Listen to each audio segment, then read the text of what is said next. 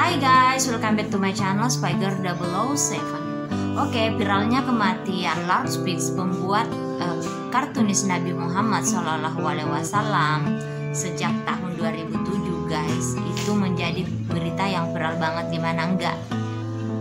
Mobil yang dia tumpangi bersama dua oknum polisi bersamanya itu menabrak satu mobil truk. Akhirnya mereka tewas, termasuk dua aparat polisi yang sedang menjaga atau mengawal Lars Vilks.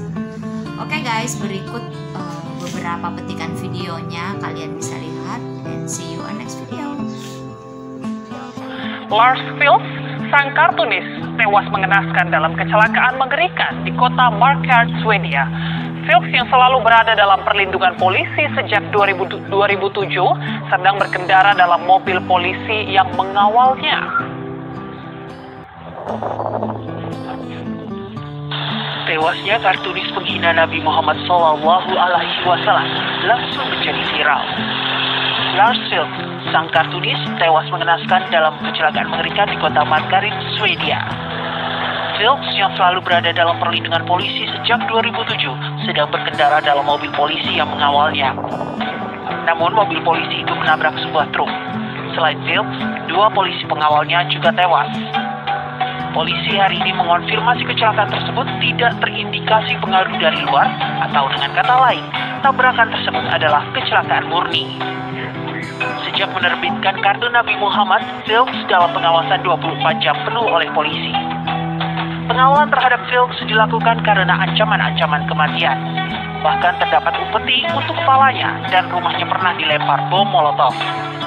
Pada tahun 2015, seseorang tewas di Copenhagen, Denmark dalam sebuah pertemuan untuk memperingati 25 tahun fatwa Iran terhadap penulis Inggris Salman Rushdie. Pertemuan tersebut dihadiri Vilks. Diyakini Vilks adalah target sebenarnya. Vilks pernah mengatakan kartunya tidak ditujukan untuk memprovokasi muslim, melainkan untuk menghadapi tantangan kebenaran politik dalam dunia seni. Bismillahirrahmanirrahim. Apa kabar kalian semuanya? Semoga kita selalu dalam... Pemirsa, tewasnya kartunis penghina Nabi Muhammad langsung menjadi viral. Lars Vilks, sang kartunis, tewas mengenaskan dalam kecelakaan mengerikan di kota Markaryd, Swedia. Vilks yang selalu berada dalam perlindungan polisi sejak 2007 sedang berkendara dalam mobil polisi yang mengawalnya. Tewasnya kartunis penghina Nabi Muhammad SAW langsung menjadi viral. Lars Vilks, sang kartunis, tewas mengenaskan dalam kecelakaan mengerikan di kota Markaryd, Swedia. Vilks yang selalu berada dalam perlindungan polisi sejak 2007 sedang berkendara dalam mobil polisi yang mengawalnya. Namun mobil polisi itu menabrak sebuah truk. Selain Vilks, dua polisi pengawalnya juga tewas. Polisi hari ini mengonfirmasi kecelakaan tersebut tidak terindikasi pengaruh dari luar, atau dengan kata lain, tabrakan tersebut adalah kecelakaan murni. Pemirsa, tewasnya kartunis penghina Nabi Muhammad langsung menjadi viral. Lars Vilks, sang kartunis, tewas mengenaskan dalam kecelakaan mengerikan di kota Markaryd, Swedia. Vilks yang selalu berada dalam perlindungan polisi sejak 2007 sedang berkendara dalam mobil polisi yang mengawalnya. Tewasnya kartunis penghina Nabi Muhammad SAW langsung menjadi viral. Lars Vilks, sang kartunis, tewas mengenaskan dalam kecelakaan mengerikan di kota Markaryd, Swedia. Vilks yang selalu berada dalam perlindungan polisi sejak 2007 sedang berkendara dalam mobil polisi yang mengawalnya. Namun mobil polisi itu menabrak sebuah truk. Selain Vilks, dua polisi pengawalnya juga tewas. Polisi hari ini mengonfirmasi kecelakaan tersebut tidak terindikasi pengaruh dari luar, atau dengan kata lain, tabrakan tersebut adalah kecelakaan murni.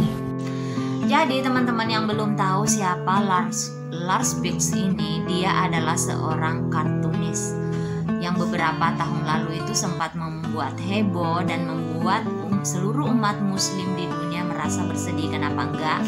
Karena dia menggambarkan sosok Nabi Muhammad SAW itu dengan terang-terangan melecehkannya. Walaupun dia berkata ini tidak bermaksud untuk memprovokasi seluruh umat muslim, melainkan ini adalah art yang coba dia rombak tentang bagaimana kebebasan seseorang itu dalam seperti mengungkapkan seni, teman-teman.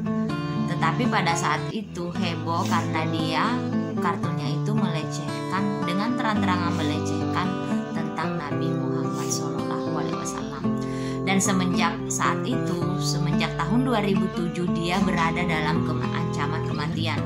Itu kenapa pihak kepolisian senantiasa menjaga Lars Vilks ini bersama keluarganya selama 24 jam. Karena dengan terang-terangan orang yang tidak senang dengan apa yang telah dilakukan oleh Lars Vilks ini membuat putih atau semacam sayembara untuk memenggal kepalanya. Bahkan rumahnya pernah dibom molotov. Dan pada tahun 2015, teman-teman, pada saat ada pertemuan di Copenhagen, ada satu orang yang meninggal pada saat itu. Dan sebenarnya semua orang tahu, bahkan ada yang berita menyatakan sebenarnya hal itu, kejadian itu ditujukan kepada dirinya. Itu kenapa dia selalu dalam perlindungan kepolisian. Tetapi teman-teman, jika Allah Subhanahu wa Ta'ala sudah berkehendak, coba bayangin, setiap saat dalam waktu 24 jam Lars Vilks ini berada dalam pengawasan kepolisian. Bahkan kamera CCTV di rumahnya itu lengkap, dan dalam mobil pun setiap sudut-sudut mobil itu penuh dengan kamera CCTV, guys. Bahkan pakaian yang digunakannya tuh pun ada kameranya. Tetapi ketika Allah berkehendak dan membuktikan kebesarannya, tidak ada yang bisa menghalangi, atau kekuatan apapun tidak mampu menghalangi apa yang dikehendaki oleh Allah Subhanahu wa Ta'ala. Bagaimana tidak? Mobil yang mereka tumpangi bersama dua aparat yang bersama Lars Vilks tersebut menabrak mobil truk dan mereka tewas dengan mengenaskan. Allahu a'lam bishawab. Jika Allah berkehendak, tidak ada manusia atau kekuatan apapun di dunia ini yang bisa menghalangi.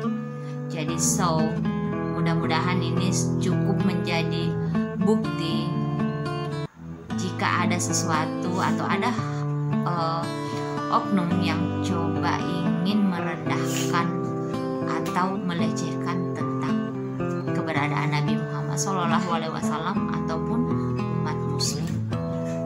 Karena seperti contoh kejadian yang viral ini, guys, kalian bisa lihat pengawalan yang ketat 24 hours 24 jam.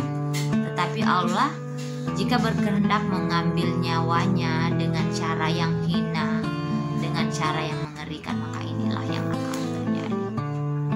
Oke guys, semoga kisah ini atau momen ini bisa makin memperkuat iman kita, rasa syukur kita, dan rasa syukur kita menjadi seorang muslim. Terima kasih. Thank you for watching my video.